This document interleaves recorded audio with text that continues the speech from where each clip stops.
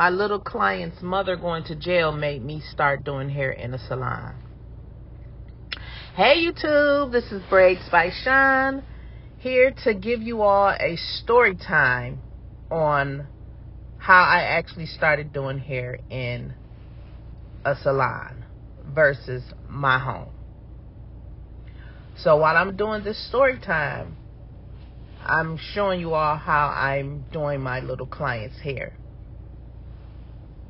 So I did a story time already on the actual story of what happened with that and the reason I started looking for a salon home. So I'm gonna add that video to this video so you all can go back and please watch that video so you all can see why I end up really looking for a salon home instead of my home. It was some crazy things happening at my home, and I was bringing all these other people that I did not know into my home, and I was just tired of it. So if you're new here, please subscribe. My old subscribers, welcome back. I'm glad you're here. I'm grateful that you're here. Thank you for being here. So get into the story time. Lord have mercy. Okay. So briefly, my little client, she was a new client. Her mom ended up going to jail. Okay, so that was that. So after that happened, a couple days later, I started looking for a salon home. I had a few people inbox me just on their own, I guess, from seeing my work. You know, they wanted me to come work in their salon. But you know how you just feel, you can feel the energy, even just by them. I don't know, me, I could just feel people energy sometimes just by them inboxing me, how they, type their words out. I don't know. It's just weird. But anyway, and I also went to their social media pages, and I was like, nah, this is not where I want to be. So most of them were younger than me, which is not a problem because I've worked up under younger people all the time, so I don't care about that. But just the activities that was going on in the salon that I didn't want to be involved in or have my clients involved in. Plus I'm a little kid. Sorry y'all, I can't even talk. Most of my clients are little kids, and I didn't want them seeing all that nonsense or whatever, so I didn't go to those salons. So I'm driving one day. I'm going to the Chase Bank ATM, which is down the street from my home, and I've passed this place, y'all. When I say I've passed this place for years and never paid attention that this salon was here. Oh my God. So I went to the ATM. I'm coming, and it's directly across the street from the ATM.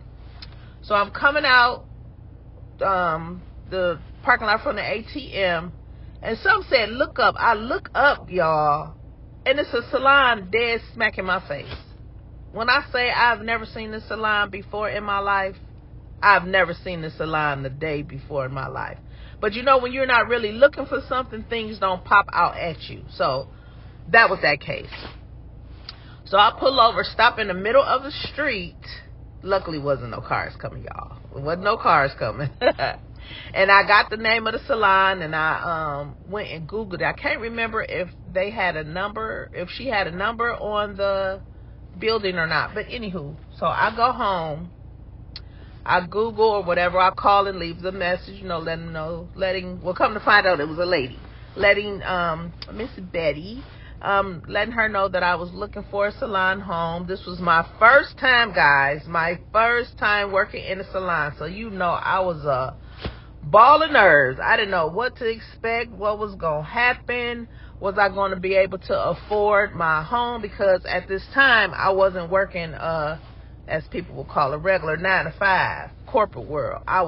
This was my business, my livelihood, doing hair, braiding hair. So I left her a message. It took her a couple days to get back with me. So she got back with me and was saying, asking me questions, wanted to see my social media pages. So I gave her that information, and she was like, oh, well, you have great work. We can have a meeting. You can come in and we can meet each other. So a few days later, I went to meet her. In the meantime, I did take a couple more clients at home because, you know, I still got to make money. Yeah, so up to the meeting, I was so nervous. Do you hear me? Like, you know how you so nervous, your stomach be so balled up that you got to use the bathroom? That's how I was. Oh, my God, I was so nervous. So anyway, I go down there to meet her. Like I said, it's down the street. Like, I could walk to the salon, you know, if I needed to or wanted to. Which that was a number one plus. I was looking for somewhere around my home where I didn't have to travel far or whatever, and have my clients who were used to coming to my home go further. So I go in, meet her, nice salon. When I walk in, I said, this is the place for me. You know how sometimes when you just walk in somewhere, you just feel good energy? It was just good energy in there. So she was showing me around. It was one of her, one of the ladies that worked there. She was also a braider, but she also did like regular hair too. So I met her. She was very nice. So me and Miss Betty go in her office. So I'm so nervous, Lord.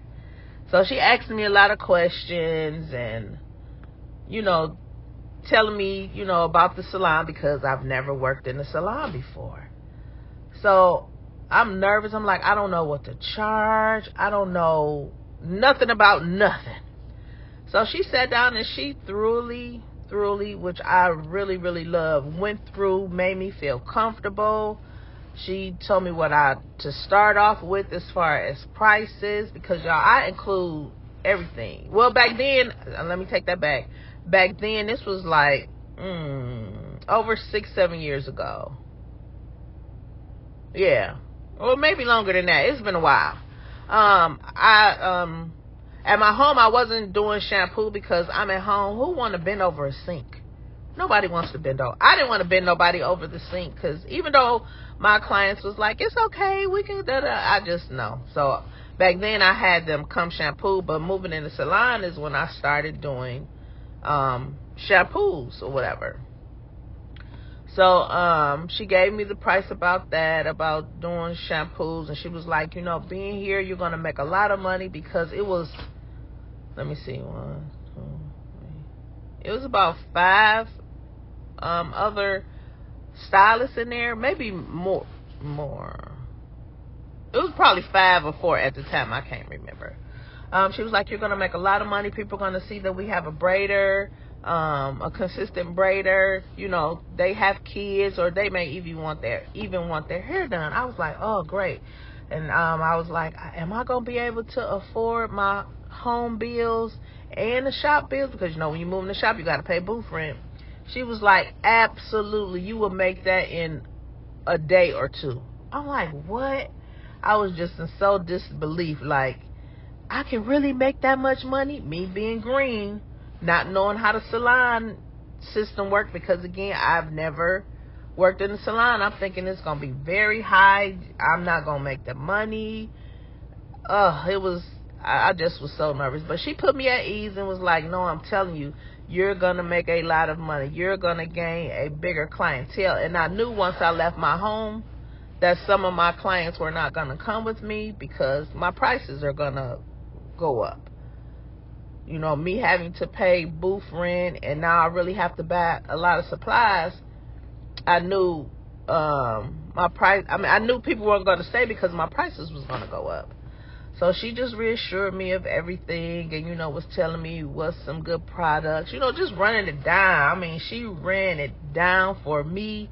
And after our interview, I felt way more comfortable with working in a salon home. So now my nervousness turned into happy. Still a little nervous, but not as bad as I was.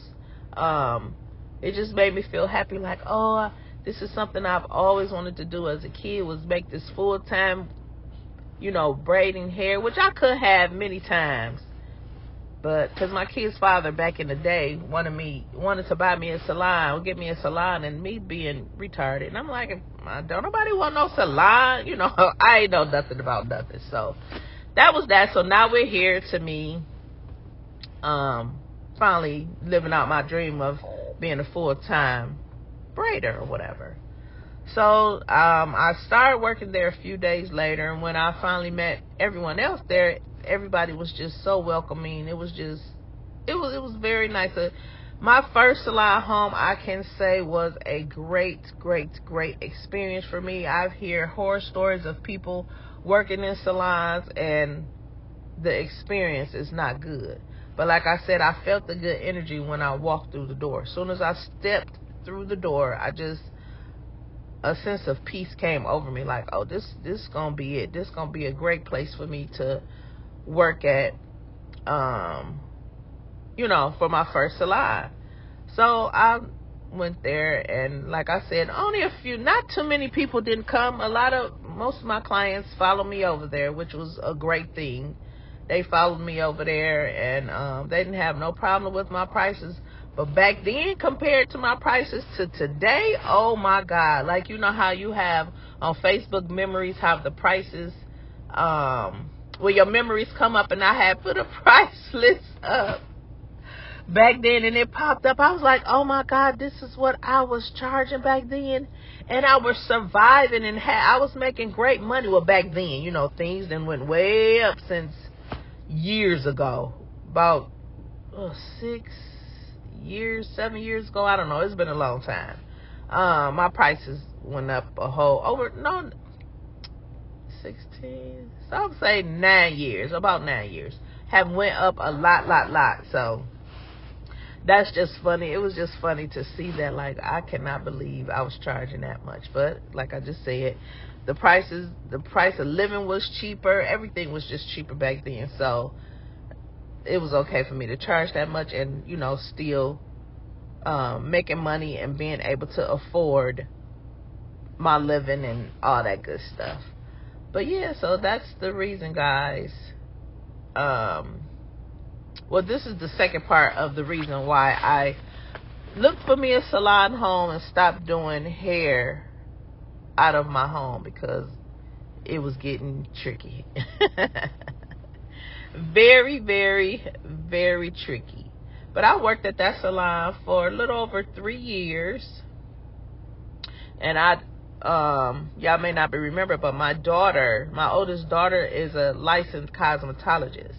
She was working at another salon with one of her friends, and she had asked me before, like, Mom, why don't you come over there, blah blah blah. And then I end up starting braiding his hair, and he had asked me a few times, to come over there and do hair or whatever. And I was like, huh? And I had to ask my daughter, like, are you sure? Because sometimes kids and parents, even though me and my daughters, I have 2 daughters, we have a great relationship, still working together and whatever. I was like, are you sure you want me to come? She was like, yeah, Mom, we get along, blah blah blah. So I ended up going over there, and I think I was there for about 3 years too. Yeah, I think I stayed over there about 3 years. We got along. That was a great salon to work at. We all, everybody got along over there too. And you know how you be so loyal to a person? Well, I'm a loyal person.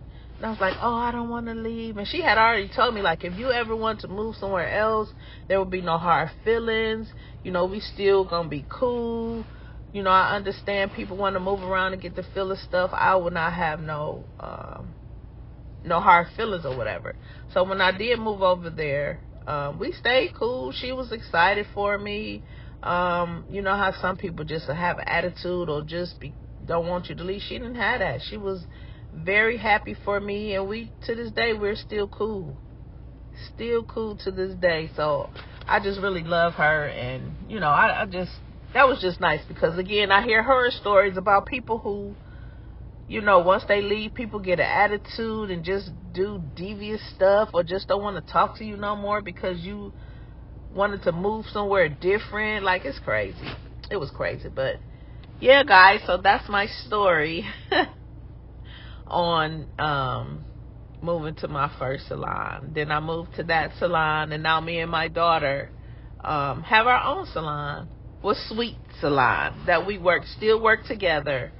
And you know, it's been good thus far. You know, my clientele has went down a whole lot, you know, but I'm still not giving up, because braiding is my passion. So